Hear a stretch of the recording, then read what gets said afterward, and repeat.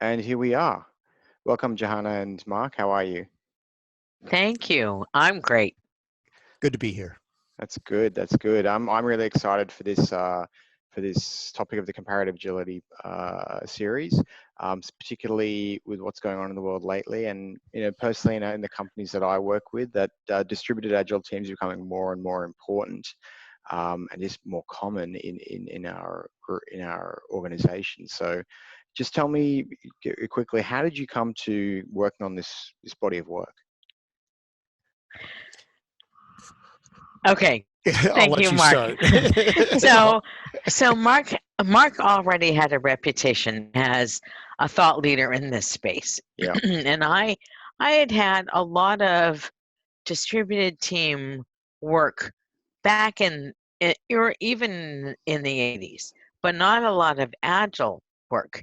And every time I led a workshop about here's how you could do it, people would say, it's not working for me.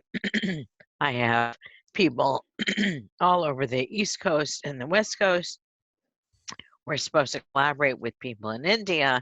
And Mm. at Agile, was it 2017, Mark, or hmm 18? Yeah. 2017. Yeah. I said, okay, it's time for me to write a book about this. Mm-hmm. I saw Mark walking back it was Friday morning, the last sessions of the conference. And I said, Mark, want to write a book? And Mark said, absolutely. It took me about half a millisecond to really think it over, and Yeah, then yeah, I said, yeah, yeah, yeah. yeah. Um, and Johanna was being kind, saying I had a reputation. I had a reputation for talking a lot about distributed agile Mm-hmm. because where I was at the time was well, let me back up a little bit. While I had worked with many team organizations where you might have a few people remote or clusters of people, at this time it was the first time I was in an organization where everybody was remote, working out of their homes, Yeah. and so I was telling my manager at the time, it's like, I have to get out there. I have to talk to people about this and see what they're doing. Well, nothing came back. Mm-hmm. so that's how I got to be known as the distributed agile person. Mm-hmm. And that's when Johanna and I started talking more and said, okay, we need to write about this. And over time, has this been something you've seen clearly evolve? I mean, was it at the beginning when you were talking about it, people saying that's absolutely heresy? How could you, talk about this versus what we know today? Oh, yes. Okay. But fortunately, I have a long history of doing things I shouldn't. Yep. So my early Agile experiences were with teams that were not supposed to be Agile. So I Uh-huh. worked for U.S. Department of Defense, which had a lot of security issues, and you Mm-hmm. couldn't bring certain things into certain spaces. I can't say more, or Yeah. we'd have to shoot the audience. I Yeah. can't. But but I can imagine. yeah, but we started applying agile concepts and principles, and it worked very well. Mm-hmm. And a funny thing is, warfighters understood inspect and adapt. Something about Hmm. bullets flying past you, you're Yeah. going to Hmm. adapt to that situation. um, so doing this work uh, with distributed agile teams was not that much different. It was kind of pushing the boundaries. What's possible for truly agilist? We should be able to inspect and adapt if the environment supports it. Yeah. And especially in the last 10 years, the technology, in the last 5 in particular, the technology has really improved to the point where we can have conversations with anyone in the world at any time, like we are having right now. Yeah. And so why can't you pair program? Why can't you mob program that way? Why can't you have a large planning session? And you can. Yeah, yeah. I think that's a really, really important point, and especially it's not just in this field that we're talking about here, but the advances of technology over the last 10 years have allowed inspect and adapt and kind of servant leadership and all those kinds of things to really come to bear. I mean, one I always talk about is the flow of information. These days, um, the person on the front line usually has the most up-to-date information. when things Right. are operating 24 hours continuously. So there's no time for it to travel up the pyramid and down. And in similar to the case that you're talking about, the technology that you have in video conferencing and even just kind of ticket management software mean that we can collaborate virtually and that much better. Now, and when you have a virtual team, they can all be on the front line in a sense. Yes. They can all get that information at the same time. Yes. Yeah. Great. Okay, so let's move forward. So you've created a bunch of slides for us to go through. So we'll just talk through these. So distributed teams are the norm now. I mean, this is what we were just talking about. You're saying over half the teams you work with are distributed and dispersed, and Oh, no. Over half of all teams worldwide are distributed Agile or and not, dispersed. And right now, with the coronavirus that's going to go up. fears, it's probably closer to 3/4, if not more. And it's funny that I understand when you read stuff like, Twitter saying we're actually going to push everyone outside the organization now. This is also something that companies have been thinking about strategically for a long time now. So they're not tied to certain talent pools, so they have greater disaster recovery ability. It's something which maybe was on the cards, but is actually being put into practice a lot sooner than expected. But at the same time, it's not something new. That's what we're saying here. It's happening now, and it's just a case of making it work across those other teams. I noticed you've actually highlighted some key points here. Face-to-face conversations and collaborate daily is still question marks. Can you talk through that? So if you don't have your camera on, if you don't have a camera, if you don't use video in some way, you are not able to have a face-to-face conversation. Yep. So we happen to be using Zoom. We could be using almost any other tool. Yep. Almost all the collaboration tools have cameras. We have our cameras on. You can see, and you will see my eyes roll. Right. So I have clients who use other tools, and by default, the cameras are turned off. Yes. So I don't see how you have a face-to-face conversation there. And the amount of cues from body language that we miss out on, the amount of depth of knowledge and information that we miss out on, we don't do that. Yep. Right. And I was just looking at my calendar based on what Johanna was saying. And before this, I've had 1, 2, 3, 4, 5 such meetings with participants going from anywhere from 5 to 40. All on camera, all just like this. Most of them were Zoom conversations, and a wide variety of purposes and agendas. But and people really across multiple continents and time zones. I just hang on this just a little bit, because the amount of people who default to saying, no, I don't want to be on camera, I feel shy, I don't want to, it's amazing. But I guess it just becomes a team agreement and say, hey, when we talk, no, this is just the way this is, we have our cameras on.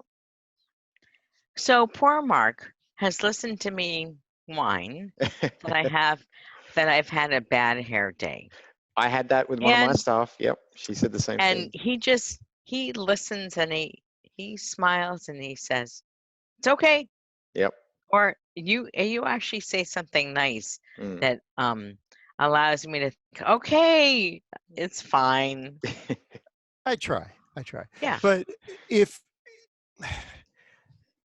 it's so funny that people get nervous about being on camera, where if they're sitting in an office, they have eyes on them all the time from different directions. Yep.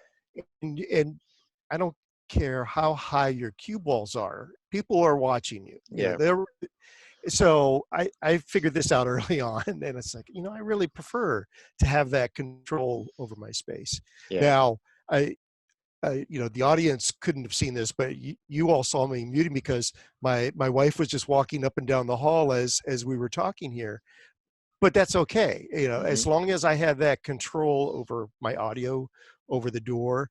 And I've told many people, including Johanna, you know, if my family walks in the door, they're going to get introduced. They know that's Yeah. my working agreement with them. Yeah. Yeah. It's not go away. It's no, I'm introducing you to everybody on this call. So Yeah. for some Yeah. reason, my kids stay out of the room when I do that.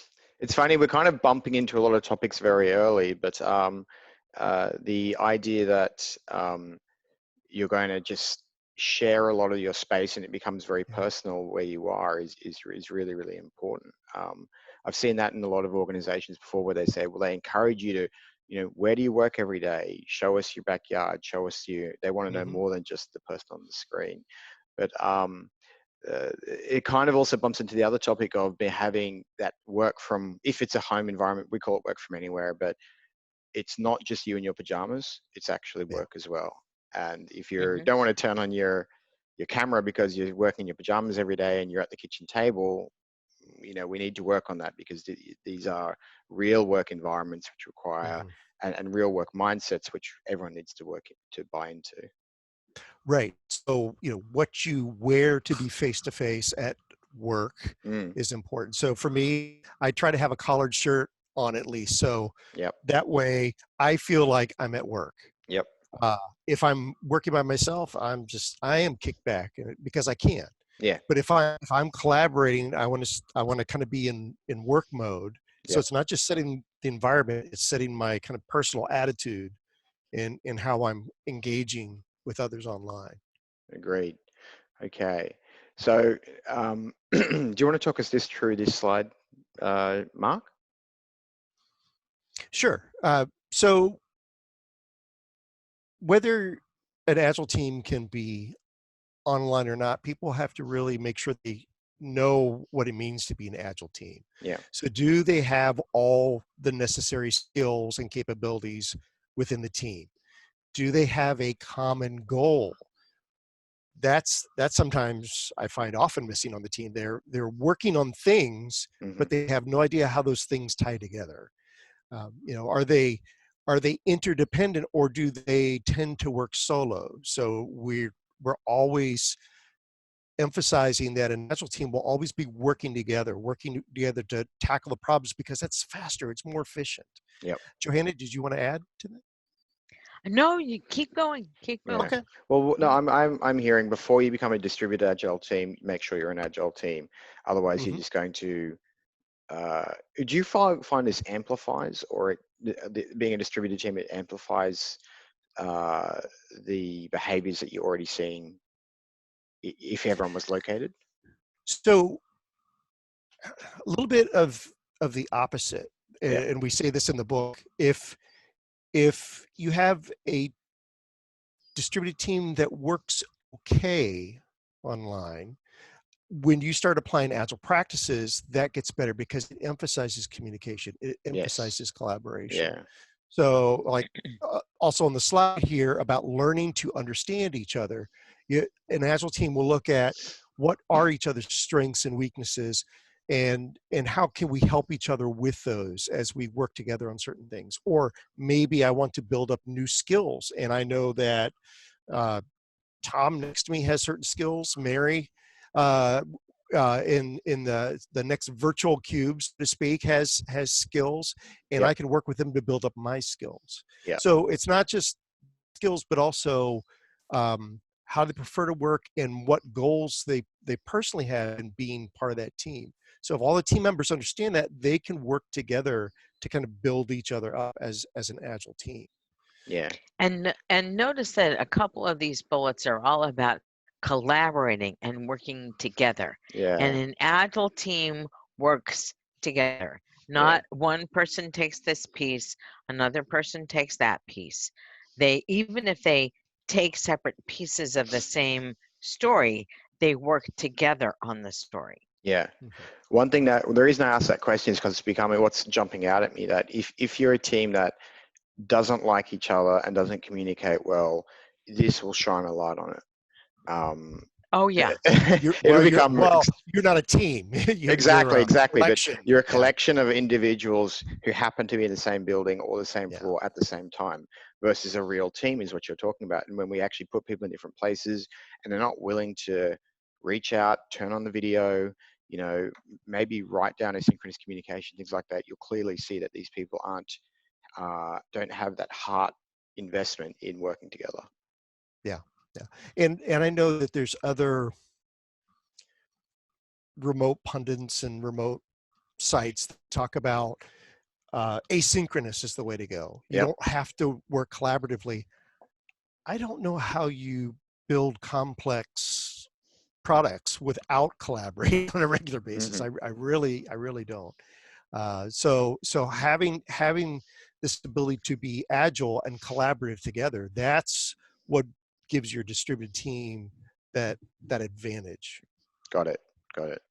Okay, but you've outlined 8 principles, not practices, Mm-hmm. that you think really will, if adopted, advance your team towards being able to work effectively in that remote way that you were just talking about.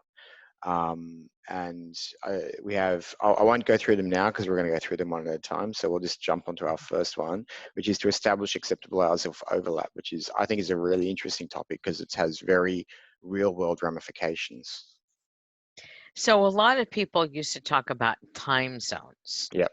And we talk about hours of overlap. And if you Yep. think about what does a distributed agile team need, and I actually think almost any team needs this. If you have a minimum of 4 hours of overlap where you can ask each other questions, Yep. you can collaborate, you can understand the work, you can probably succeed. More than 8 hours of overlap means too many people are working overtime. Yep. Fewer than 3 hours means you don't have enough collaboration time. Yeah. Yeah. So if you go to the next slide, this is a bubble chart. And if you look at the hours of overlap, you can see there's like none, Mm-hmm. right? If you have GMT plus 3 and GMT minus 8, you've got 11 hours difference. Yep. So the people in Minsk and the people in Vancouver do not have an opportunity to collaborate. This is a real team. Yep. Right? This is from my real teaching experience. Mm-hmm. So if you go to the next slide, Mark, I want you to talk about this. Sure. So this is where a team can map out those hours of overlap, and also talk about their work preferences. So, for instance, in the upper left chart, you see Dave there. He likes to come in fairly early, 8 o'clock in the morning. Yep. And he takes a little bit of a longer lunch, and he's also committed to some other projects, some other efforts. That's what the yellow in that indicates. So he's not available to this team in the yellow periods.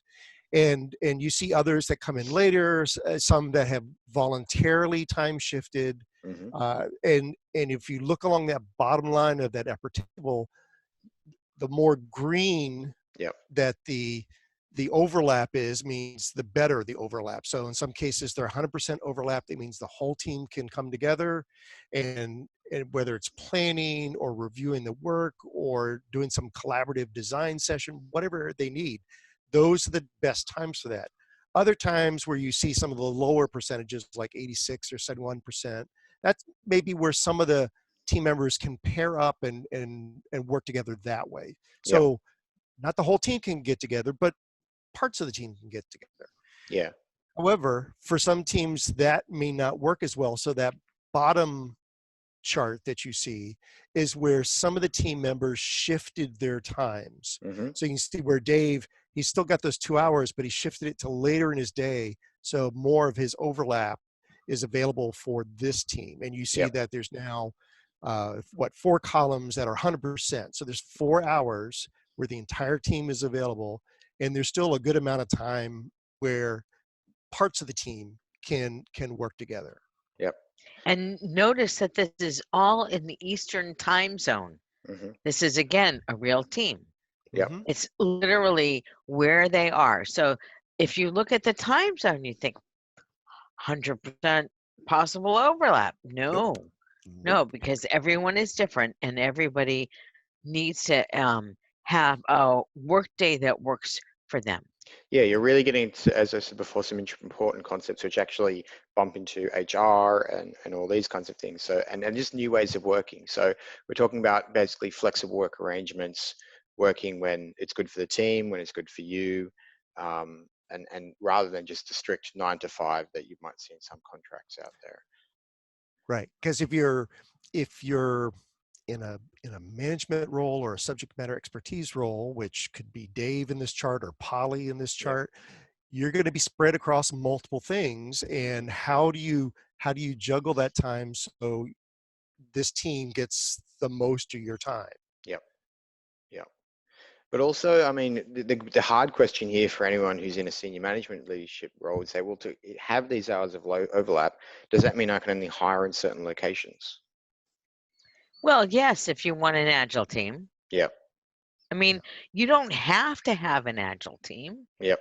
There are other life cycles that work well.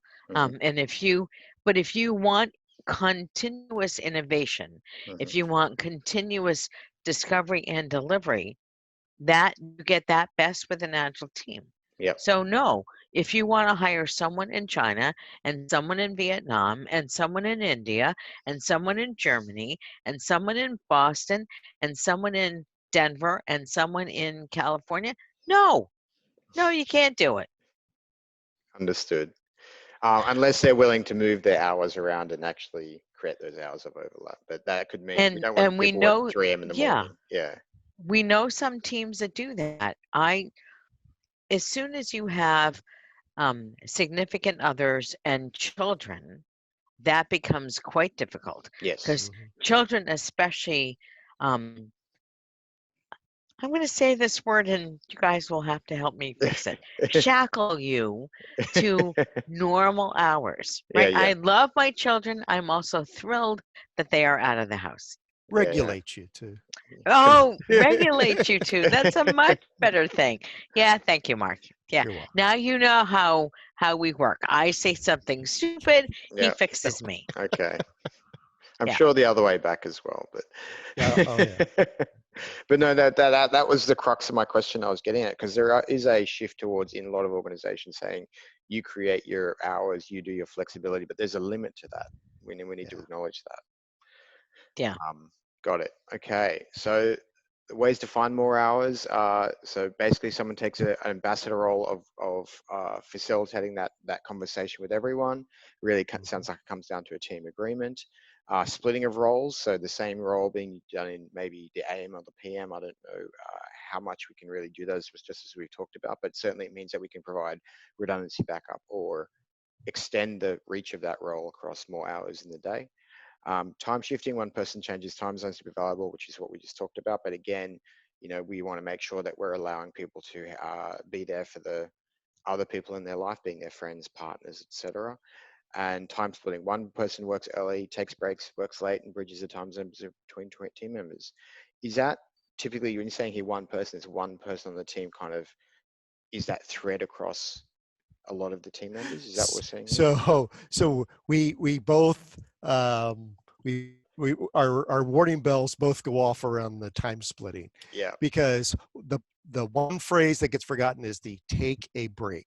Yes. Because there's many instances that I've seen, and I know Johanna has even more stories of this, where somebody might get up very early to work with the team, and then they're expected to come into the office, work a full day, and then they're supposed to meet also later in the evening with another the team or a completely different team. Johanna, you have a wonderful story around this. Oh God, yes. I used to work out at the gym with somebody who did exactly this.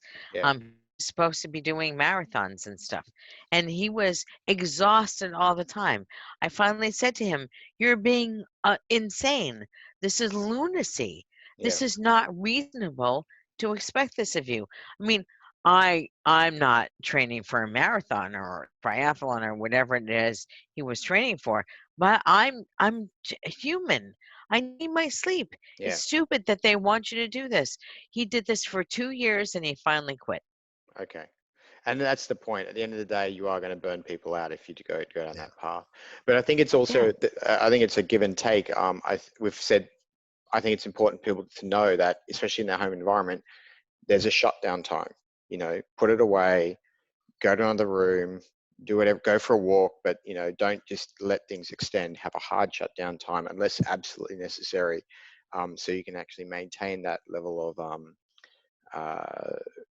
don't just have work turning into another office. So don't having home turn into another office. It's got to have boundaries. Right. It's well, I can share this now because the movie. So it's like Mr. Rogers. Yeah. So Mr. Rogers, when he came in, he always kind of Put it in the changed jacket. his, Yeah, exactly. put on his sweater, took off Yeah. his business jacket. Yeah. But he was switching his role. He was making it very visible. Working remote, it's the same way. So it's closing the laptop. It's stepping away from that separate desk or even separate office. Yeah. And not bringing the laptop with you into the kitchen. That's not the thing to do. So it's but it's really also on getting the that other separation. end. Yeah, it's also the other end. It's not staying in your pajamas when you go to work. That's what we were talking about before. So yeah. Right. Okay. So number 2, create transparency at all levels, meaning that information can't be siloed. It can't be hidden away. Just as we were talking about before, this kind of maybe shines a light on what kind of organization you actually are. Even if you're in the office, information's not visible, it's not findable, it's not searchable. This is going to just magnify that. Mm-hmm. Johanna, Do you have I any? know if you... Yeah, go ahead. So the sweet spot is really this full product transparency, and even between teams, right? If you are all working on a product, whether you're marketing or another feature team or something else, I need to be able to know what's going on for you in your team, so I can make best possible decisions for our product. So it's not because I'm a busybody, although I personally am. Yep. It's because I need to be able to know what's going on, so I can do my best work. This need to know is very high in software product development. Would you say the test of this point is that I can find the information without having to ask you where it is? Is that a good idea?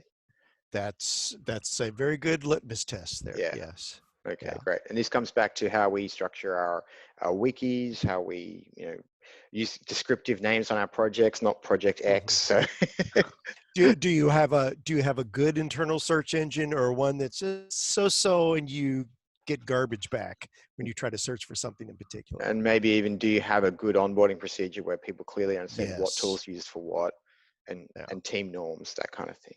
Okay, great, awesome, that makes sense. Next, we have create a culture of continuous improvement with experiments, and that's clearly where comparative agility really, resonates with this. But how does this differ from the actual, a continuous improvement experiment that you expect in just centralized agile teams? Does it change in any way? So there's when you have people starting with agile, whether they're co-located or distributed, the by the book approach can be, we're going to make changes in a retrospective. So this is when we come to the retrospective, we're going to see what works, what doesn't, we'll make changes. Yeah.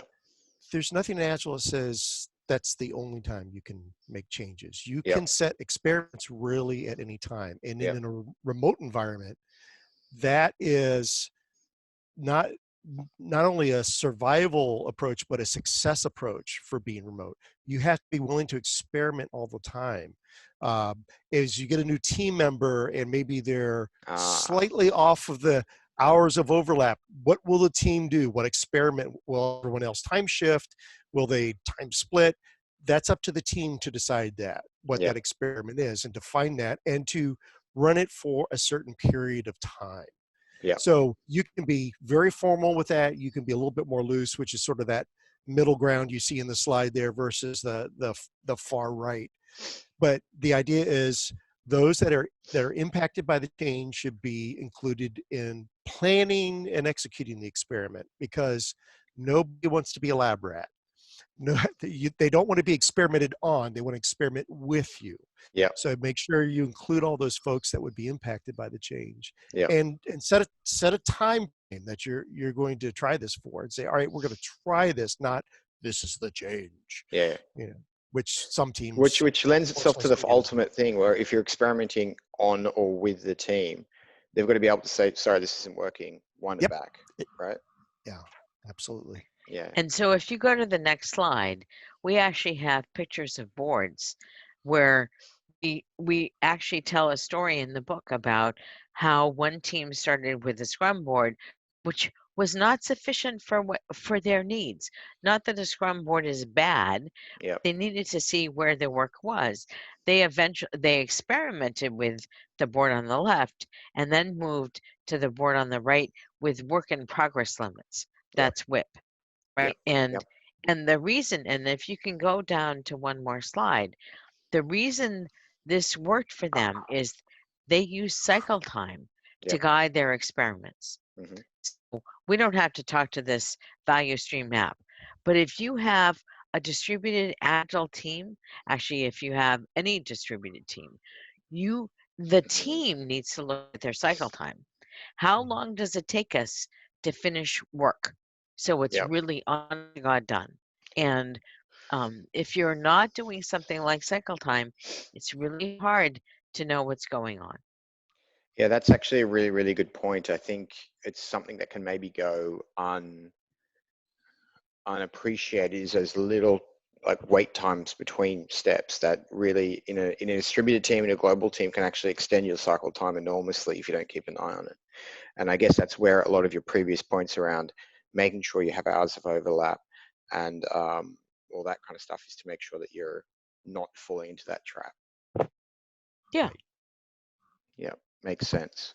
I'm starting to see a lot of really great practical, well, I'm always seeing a lot of practical ideas and how they really map straight back to a lot of the agile core principles and the flow of work, the collaboration, the getting to done. It's fantastic to hear all this.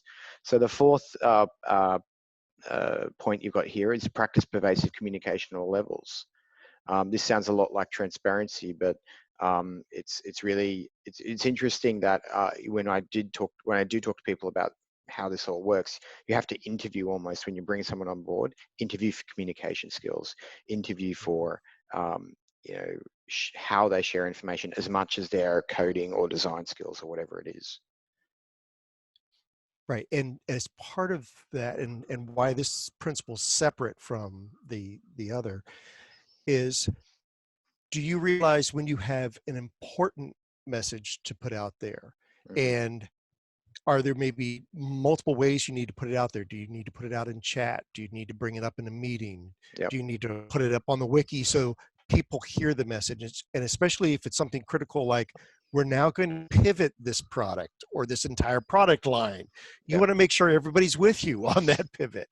Yeah. And so especially in leadership role, having that pervasive communication, but not over communicating, because if you have too much of that repetitious communication, it kind of drowns things out. So it's choosing the right messages. Yeah. Yeah, I completely agree. And sometimes communication really depends on your team type. So if you can go to the next slide, please, Simon.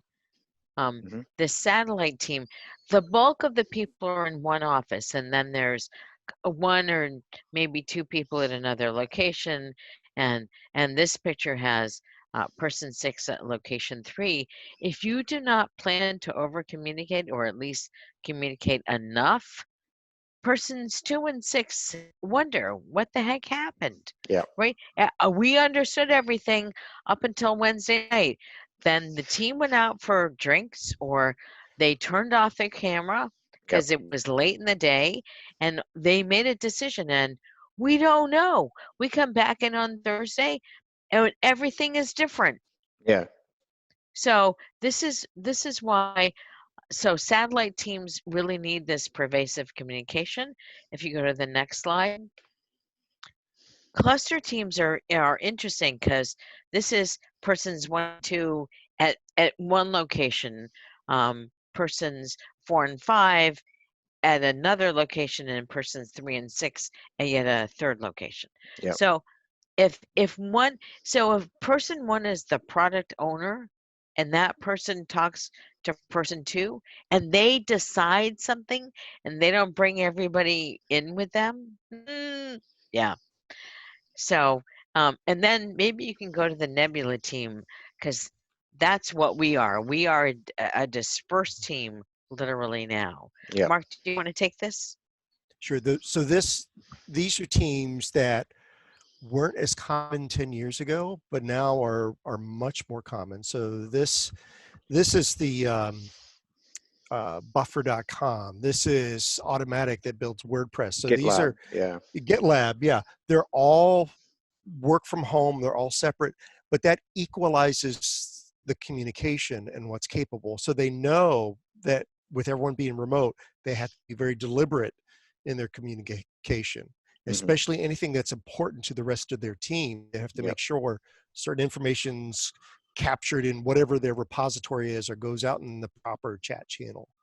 So that's where the Nebula that type of team has changed things quite a bit. Yeah, I kind of have an idea that in a centralized office scenario, though, that a lot of information gets distributed by people bumping into each other in the hallway, you know, he's talking to each other in the kitchen, etc. When we talk about I think I'll go back to the previous slide, pervasive communication, is it a matter of kind of what you talked about as having that same information bumping into people in various tools? So yes, you have to do a little bit in chat, have to do a little bit on the wiki, have to do a little bit on email, just to make sure that at some point the person's going to see that in their normal daily flow.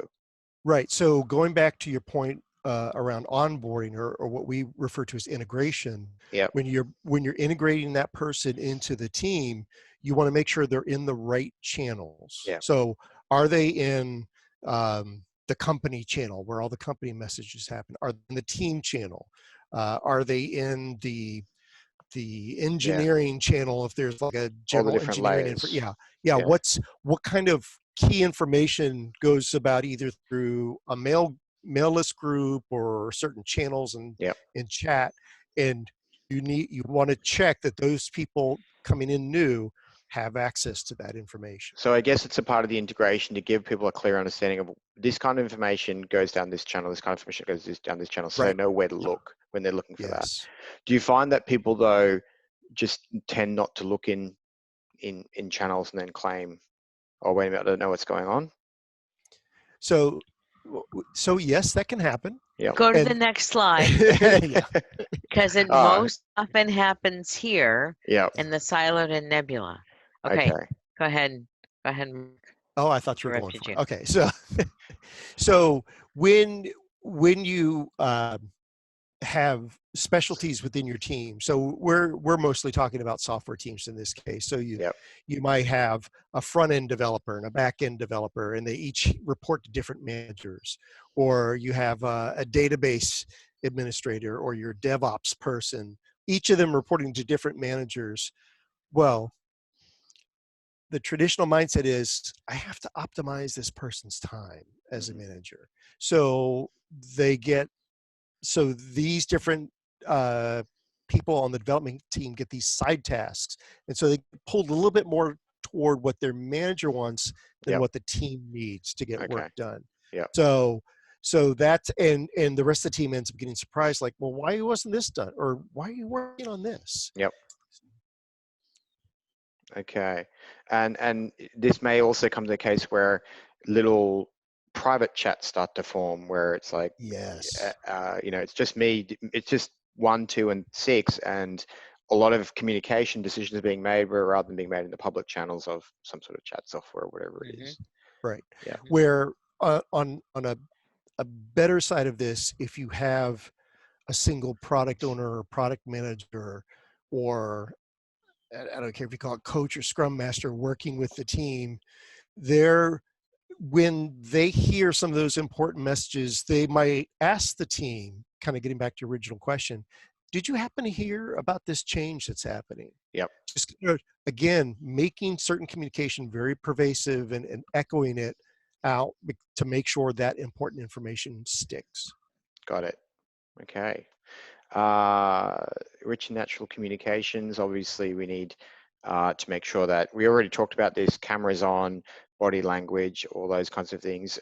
Being a fluent and willing writer is always a good thing. Being able to create those communications in a clear and concise way, which is, overall, get the information to the people in the right places and let them and let information be free. Don't let it be siloed up like we're talking. Okay, so this is a really, really good one, which I've used myself a lot, is just assume good intent. So it's there's a picture of the Satir congruence model, which is how you balance yourself, the other person, and the context. Yep. And when we are congruent, we all of them are in balance. We can assume good intention, and yeah, sometimes some of us go directly to blame. Something happens, and we blame the other person. I've Or never seen that happen, by the way. oh God, yeah, yeah, only all the time. It depends on our blood sugar usually, but you know. Well, or, there's that. or closer to the end of the week. You know. Yeah. I get to swear on Fridays, so but placating other people is just as bad as blaming. Yes. Because that means you take yourself out of the equation. When you blame, you take the other person out. But when you placate, you take yourself out. There are other stances, but we see the placating and the blaming a lot. And especially you can if you only have asynchronous written communication, you do not hear the music, right? You only see the words. So you need some form of other rich and natural communication to make sure you can assume good intent. Yep, understood. I really, when I see this, I lift out of it that what we see in other theories around productive conflict. And on the left, when we placate others, we just shy away from all the really important decisions and conversations that need to happen.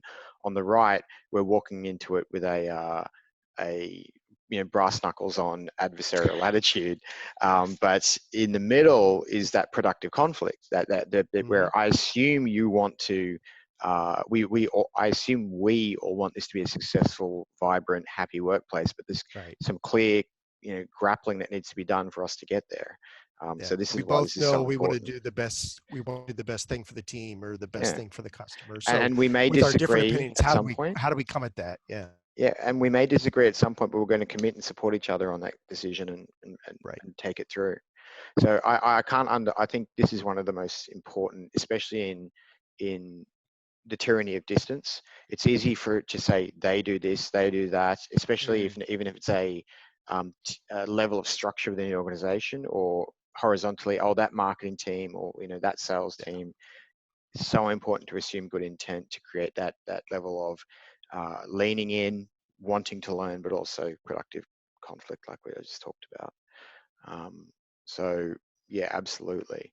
The next one is create a project rhythm, which it seems quite ingrained inside the whole agile concept. Right. So, and most people assume this means a time box, and it can. Yeah. But it doesn't necessarily have to be a time box. As you see on the slide, we were talking about the concept of cadence does not necessarily mean iteration. So not everything fits in 2 weeks.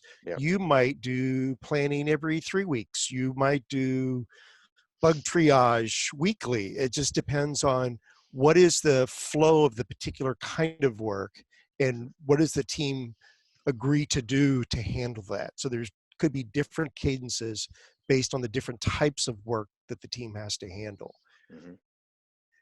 And that's where you get teams that are more in a state of flow. They may have all kinds of cadences, and a strict iteration just would not work for them. Strict time box just constrains them. Does this really have a lot to do with, are there any nuances of this which come into distributed teams specifically? So I think that with distributed teams, especially if you're tracking your cycle time, you can get your cycle time down, right?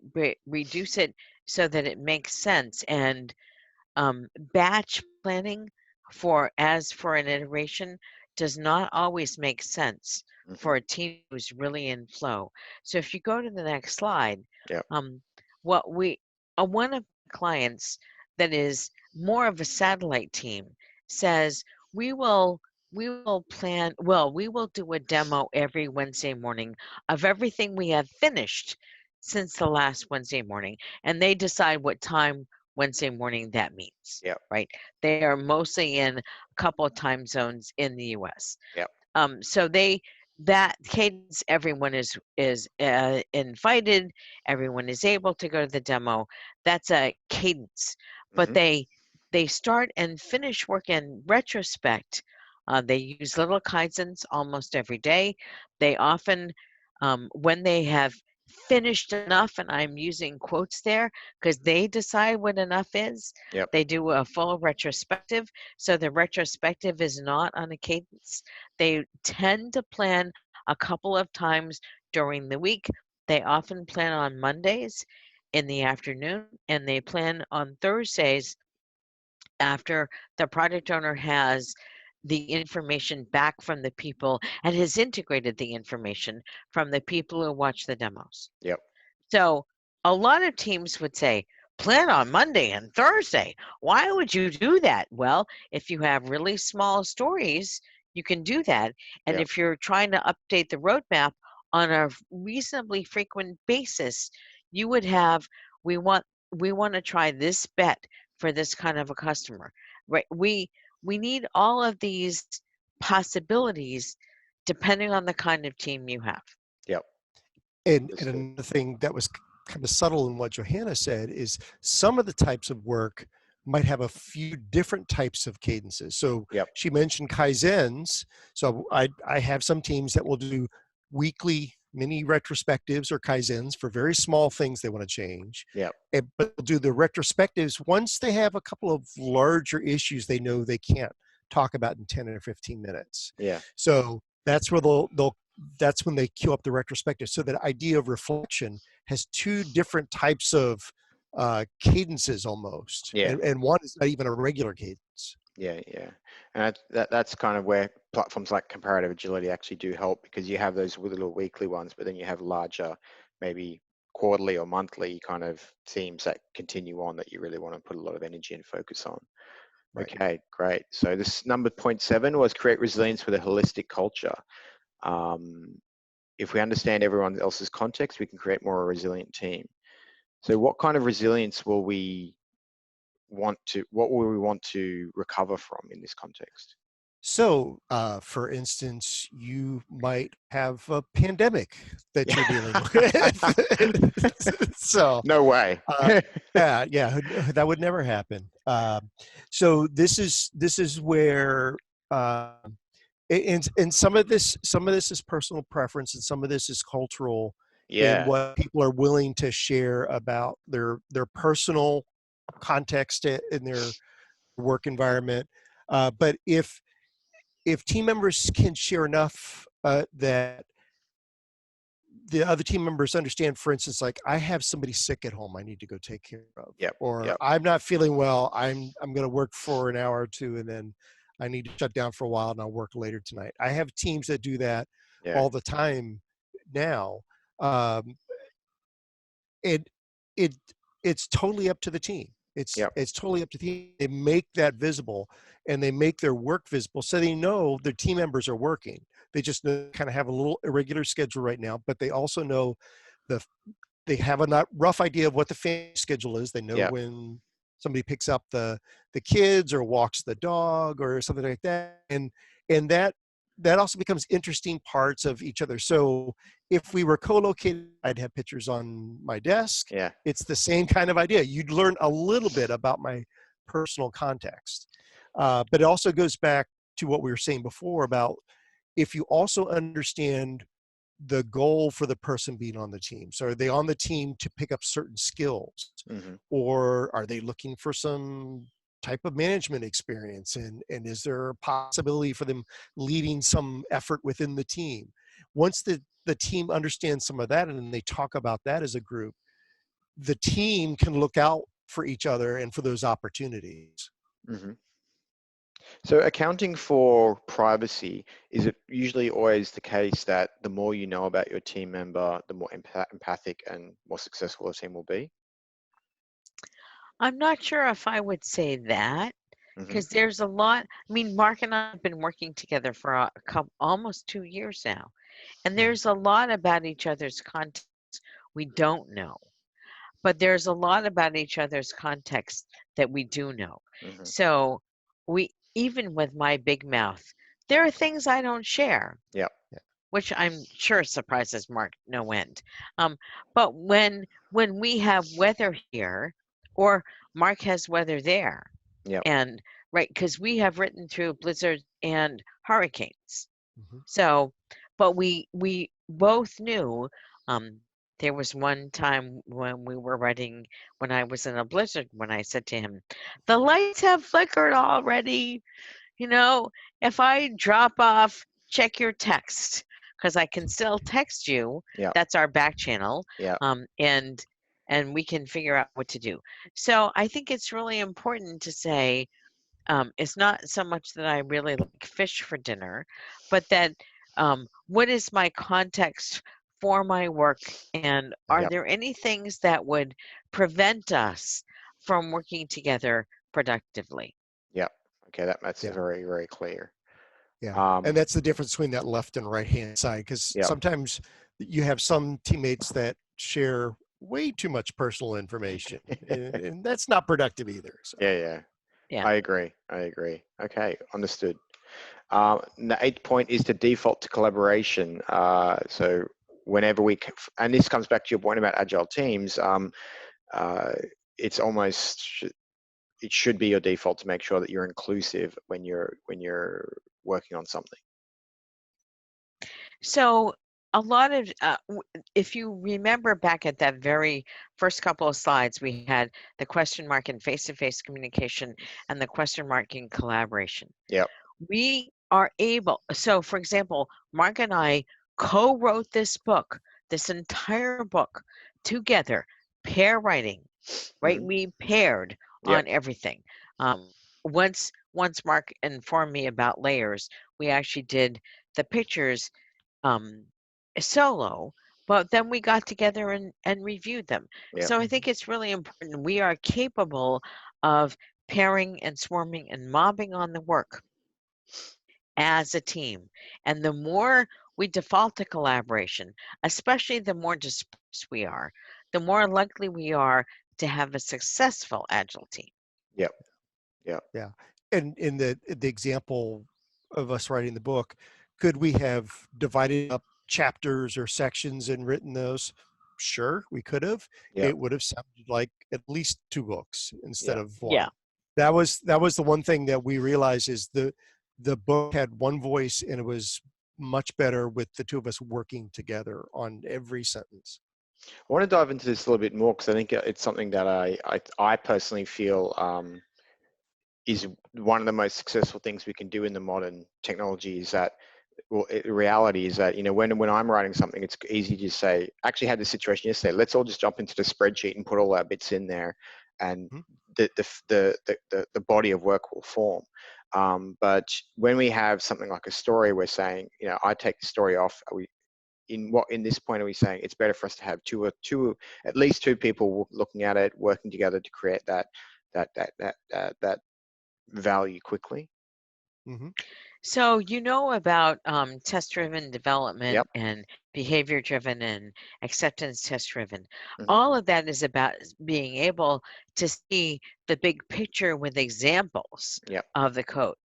So if you think about pairing as a way to do review, especially if we're also willing to do any of our test-driven whatever, Yep. right, using all these TDDs, um, we are much more likely to actually get something faster that works, that we can get feedback on. Yep. So the faster we get the feedback, the faster we know, did we do the right thing? Yeah. Maybe we didn't. Maybe we need to change it in some way. But that's, if we work alone, maybe I will just speak for myself. When I work alone and I work for a long time, I own this thing. Hmm. I'm not that happy about Yeah, feedback. very good point. Yeah, but if I work with other people, it's not mine, it's ours. And Yes. and especially the shorter the time we work on it, the more likely we are to accept and encourage feedback. Yes. Yeah. I was actually those words were popping out of my mind as you said them. It's not mine, it's ours. Yeah. I completely agree with that. Okay, and point 9 we have. Oh no, 8 points. Sorry, that's what we were talking about. It So was just the next slide yeah, that yeah, we wanted to make sure that this was recapped so people could see it. yeah. So let's actually recap it now. So establish acceptable hours of overlap. Make sure that your teams are actually able to work collaboratively, as we just talked about, but also visually with each other in real time, which does require you to have optimally 4 hours of overlap per day, so there's enough time for deep work versus enough time for collaborative work. Create transparency at all levels. Make sure that the information is free, that people can find information, and that it's not. And this is a thing you want to make it. I think the old saying is slow to bad, easy to good. Like you want to make sure that it's not hard for people to find the information. Otherwise, this is going to be a quick barrier for them to say, too hard, I'll try something else. Right. Create a culture of continuous improvement with experiments. And I think the clarification here, which I liked what you were talking about, Mark, was have the team experiment in their ways of working, have the teams experiment in how we work as much as what we build. And I think that's something which I've seen work really, really, some teams, and the only thing I'll say here is that some teams say they tire of the constant tweaks and the constant changes, but I think that becomes just an accepted way of working over time to say, look, we're going to try something new and we'll see how it goes. And it's only a week to experiment between experiments maybe. So Well, sometimes an experiment is taking a break from experiments. Yeah, yeah. That's a good one. I like that. Practice pervasive communication at all levels, making sure that you're using multiple modes, you're being clear and concise, but making sure that you're not. The way that some people say it to me is just over communicate. That's the only thing.